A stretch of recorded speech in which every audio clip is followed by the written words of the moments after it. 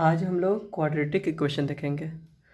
Quadratic equation और हिंदी में कहते हैं इसे द्विघात समीकरण।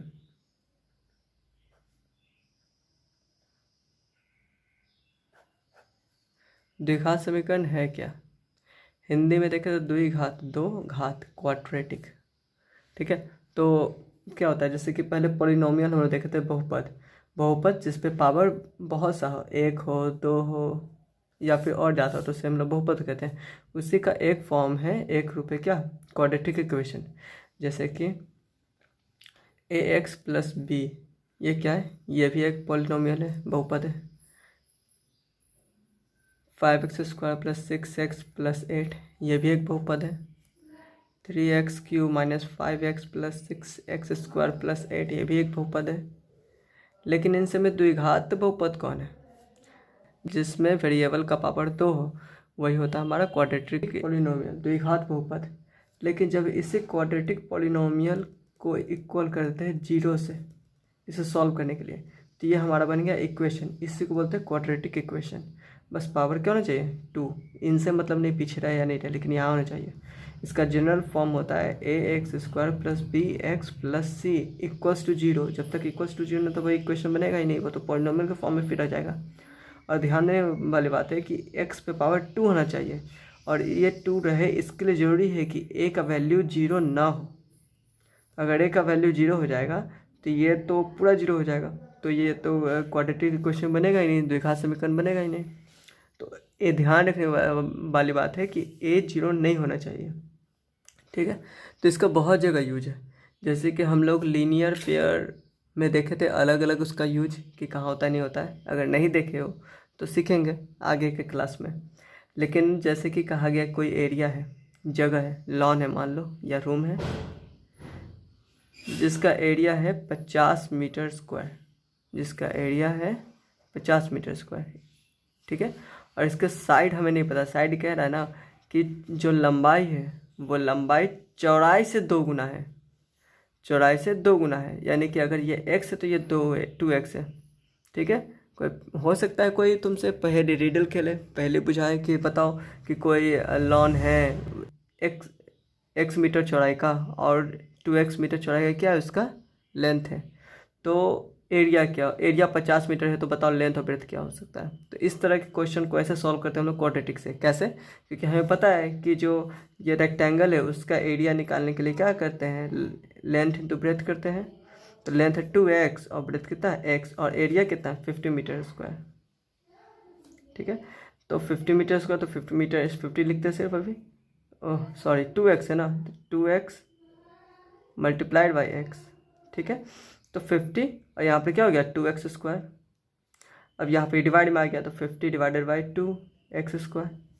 तो x बराबर कितना 25, ये कट कर हो गया, और ये स्क्वायर था तो इधर गया तो रूट में, तो x = 5 मीटर। ठीक है, x बराबर 5, तो ये अगर चौड़ाई 5 है तो लंबाई कितनी हो जाएगी 2x, यानी 10 हो जाएगा। तो इस तरह से क्वाड्रेटिक इक्वेशन का यूज करते हैं हम लोग। इसे सॉल्व करने के लिए बहुत सा तरीका। पहला तो इसके लिए हम लोग क्या कर सकते हैं, फैक्टराइज कर सकते हैं, फैक्टराइजेशन मेथड से कर सकते हैं। फैक्टराइजेशन को क्या कहते हैं, गुणनखंड, गुणनखंड विधि। पहला तो ये हो सकता है। दूसरा स्क्वायर फॉर्म में बदल कर, किसके रूप में बदल कर, स्क्वायर फॉर्म में बदल कर, तो वर्ग रूप में बदल कर। ठीक है, और तीसरा फार्मूला होता है। तो तीसरा क्या होता है, फार्मूला। तीसरा होता है फार्मूला। तो फार्मूला, ये स्क्वायर वाले से ही फार्मूला बनता है। स्क्वायर वाला जैसे करते हैं ना, स्क्वायर करके आगे सीख लेंगे, कोई दिक्कत नहीं है उसमें। स्क्वायर वाला जिस तरह से बनाते हैं उसी तरह से फार्मूला का भी, इसी को सॉल्व करके फार्मूला आता है और उस फार्मूला को पुट करते हैं। ठीक है, तो ये हो गया तुम्हारा इंट्रोडक्शन।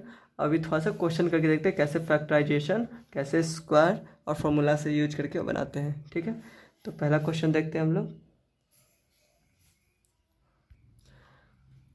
पहला क्वेश्चन देखते हैं हम लोग।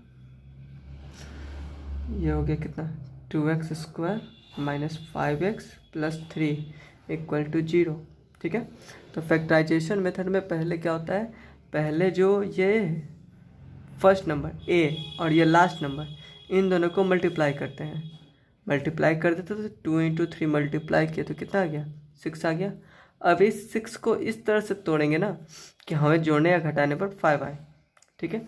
तो 6 को तोड़ेंगे तो क्या हो सकता है, 6 × 1 हो सकता है, ठीक है। दूसरा 2 × 3 हो सकता है, और कुछ तो हो नहीं सकता, यही दो होगा। लेकिन इन दोनों में से तो क्या लेंगे 5 के लिए, दोनों 5 आ सकता है। 6 में से एक घटाएंगे तो भी 5, और 3 और 2 दोनों प्लस में या दोनों माइनस में जाएगा तो भी 5। तो दोनों में से कौन लेंगे, तो दोनों में से कोई भी नहीं ले सकते, किसी एक ही को लेना होगा। और उसको डिसाइड कैसे करेंगे, यहाँ से, यहाँ पर क्या -5। यहाँ पर जब भी हम लोग इसको तोड़ेंगे, यहाँ जब भी तोड़ेंगे तो इसको 2 भाग में स्प्लिट होगा, कि 6 और 1 लेंगे मान लो, तो 6 और 1 पहले से 2 और पहले से 3, तो 4 भाग में हो गया। तो जब 4 पार्ट में होगा ना, तो 2 प्लस और 2 माइनस होना चाहिए, या फिर चारों प्लस में होना चाहिए, या फिर चारों माइनस में, ये केस होता है। यानी कि ये प्लस पहले से, ये प्लस पहले से, यानी कि इसको जिस तरह से तोड़ना होगा तो दोनों माइनस में होना चाहिए, क्योंकि ये -5 है, ठीक है। दोनों माइनस में ही होना चाहिए, तभी तो 2 + 2 माइनस हो जाएगा। जैसे कि 2x², और ये +3, तो ये प्लस में और ये प्लस में तो पहले से मौजूद है, हमें 2 प्लस और 2 माइनस साथ में चाहिए, तो एक ही माइनस है, हमें 2 माइनस चाहिए, तो 2 माइनस किससे प्राप्त होगा, इससे तो होगा नहीं। अगर दोनों लिखेंगे 6 और -1 तो -7 हो जाएगा, जो कि हमें नहीं चाहिए, ठीक है। अब इसको देखते हैं, तो -2 -3 तो -5 आ गया ना, तो ये लेंगे, ये हमारा सही है, ठीक है। तो यहाँ पर इसको रख देंगे, तो -2x - 3x, और =0 था, =0 दे दिया, ठीक है। अब यहाँ पर 2x² - 2x, तो दोनों में क्या कॉमन मिल रहा है, 2 और x मिल रहा है, तो 2x कॉमन ले लिए, यहाँ पर बच गया x। अब यहाँ पर 2x कॉमन ले लिए, तो यहाँ पर तो कुछ बचेगा नहीं, तो 0 लिखेंगे क्या, नहीं, क्योंकि 2x के साथ अगर ले रहे कॉमन तो यहाँ पर ×1 होता है, ठीक है। मल्टीप्लाई कितना होता है 1, क्योंकि मल्टीप्लाई जो एक्स्ट्रा आता है वो उसी को लेते हैं, ठीक है। तो यहाँ पर -1 लिख दिया, ब्रैकेट बंद। यहाँ पर 3 मिल रहा है, तो -3 कॉमन लेते हैं। -3 कॉमन लेने के कारण यहाँ से माइनस खत्म हो गया, तो प्लस बचा, तो सिर्फ x लिखेंगे। लेकिन यहाँ माइनस होगा, क्यों, क्योंकि यहाँ पर माइनस कॉमन ले चुके हैं, तो ये प्लस में से माइनस निकालनी है, तो एक माइनस बचेगा। ऐसा क्यों बचेगा, एक बार यहाँ देख लो, क्योंकि माइनस मल्टीप्लाई करते हैं माइनस से, तो क्या बनता है, प्लस बनता है, ठीक है। तो ये प्लस किससे मिलकर बना है, 2 माइनस से, एक माइनस बाहर निकाल लेंगे तो बचेगा कितना, एक ही माइनस बचेगा, इसलिए एक माइनस निकाल तो एक बचा, ठीक है। सॉरी, यहाँ पर 3 है ना, तो यहाँ पर 3 तो होगा नहीं, यहाँ 1 होगा ना, 3 तो निकाल चुके हैं, तो 1 होगा। तो x - 1 x - 1 दोनों कॉमन हो गया, बचा 2x - 3 2x - 3 = 0। अब यहाँ पर देखो 2 टर्म आ गया, 2 अलग अलग, x - 1 और एक आ गया 2x - 3, और बीच में कुछ नहीं तो मल्टीप्लाई है, यानी कि 2 नंबर जिसको मल्टीप्लाई कर रहे हैं तो 0 आ रहा है।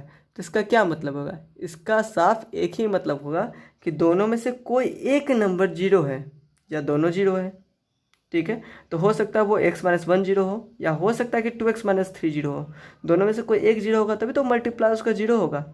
इसलिए दोनों को बारी बारी से हम लोग 0 के बराबर करेंगे। हमें तो पता नहीं कौन 0 है, तो मानते हैं कि दोनों बार 0 है, ठीक है, कि कोई भी हो सकता है हमारा।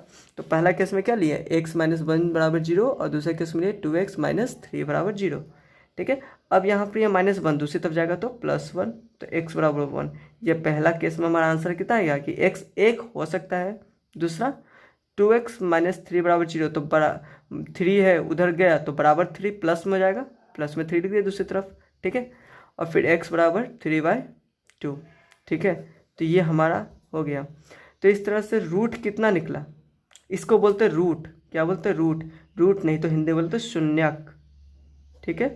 तो रूट कौन कौन हो गया, 1 हो गया और 3/2, शून्य क्या होता है 1 और 3/2 हो गया, ठीक है। ये हमारा हो गया। शून्यक होता क्या है, रूट होता क्या है, रूट वो नंबर है जिसको कि इस इक्वेशन में रखें तो उसका वैल्यू 0 कर दें, ठीक है। तो 1 रखेंगे, तो 1 रखने पर देखते एक बार क्या 0 आता है, ठीक है। क्वेश्चन था 2x² - 5x + 3 = 0, ठीक है। तो कितना हो गया 2x² का मतलब कितना, x का वैल्यू हम लोग क्या रख रहे हैं, x बराबर हम लोग पुट कर रहे हैं 1, ठीक है। तो 2 1 का स्क्वायर -5 × 1 + 3 = 0। तो 2 1 का स्क्वायर 1 मल्टीप्लाई किया तो 2 ही रह गया, 5 + 3, ठीक है, = 0 तो हमें नहीं पता अभी, ठीक है, हमें तो प्रूफ करना है कि 0 होगा कि नहीं होगा। 2 और 3 दोनों प्लस में, तो 5 प्लस करके हो गया और -5 रह गया, तो -5 दोनों घटा तो कितना गया 0 आ गया ना। तो जब हम वैल्यू 1 रखें तो 0 आ जा रहा है, यानी कि ये क्या रूट है, तो रूट है, रियली में रूट था। ठीक है, ये हो गया हमारा फैक्टराइजेशन मेथड। तो इसी का हम लोग एक बार स्क्वायर वाले फॉर्म में देखते हैं कि स्क्वायर वाले फॉर्म में कैसे सॉल्व करते हैं, देखते हैं। तो सेम क्वेश्चन लेते हैं ताकि आंसर पता चले सही की गलत। -2x² - 5x + 3 = 0। हमें यहाँ पर देखो कि हमें चाहिए, अगर स्क्वायर के फॉर्म में होना चाहिए तो पहले हमें इसको बदलना पड़ेगा a² - 2ab + b² के फॉर्म में, ताकि इससे हम लोग क्या कर सके, a - b का होल स्क्वायर में बदल सके, लिख सके, तभी तो स्क्वायर के फॉर्म में होगा। लेकिन ध्यान देने वाली बात है कि शुरू में स्क्वायर परफेक्ट स्क्वायर होना चाहिए, तभी तो उसको लिख पाएंगे हम लोग। लेकिन यहाँ तो परफेक्ट स्क्वायर नहीं है, एक्स को तो लिख देंगे लेकिन √2 लिखना पड़ जाएगा। तो इसको हम लोग आसान बनाने के लिए यहाँ पर हम लोग कर सकते हैं कि 2 से मल्टीप्लाई कर दो तो यहाँ 4 हो जाएगा। तो 4 किसका, 2 का। तो पहले क्या करेंगे, 2 से मल्टीप्लाई कर देते हैं। तो 2 से मल्टीप्लाई करेंगे तो 4x² - 5 × 10x और 2 से गुणा करेंगे तो 6 = 0। इधर तो 0 ही रह जाएगा, 2 मल्टीप्लाई करेंगे 0 में तो 0 रह गया। ये हमारा हो गया, यानी कि इसको तोड़े तो 2x² हो गया। अब चाहिए हमें -2ab। तो पहले तो 2 तो फॉर्मूला वाला लिखना ही पड़ेगा, और a यहाँ से हमने निकाला 2x। लेकिन हमें जो भी अल्टर करना है इस 10x से ही करना है, बांटना है। तो 10x में से तो x निकाल दिया, बचा 10। 10 में से 2 और 2 4 निकाल दिए। ठीक है, तो कितना बचेगा, तो पहले तो 10x में से x निकाल दिए, बचेगा 10। अब 10 में से 2 निकाल, 2 बार 2 निकाल लिए तो कितना बचा, 4 निकाल लिए तो कितना बचेगा, 5/2 बचेगा। ठीक है, पहले x निकाल लिए, खत्म हो गया x।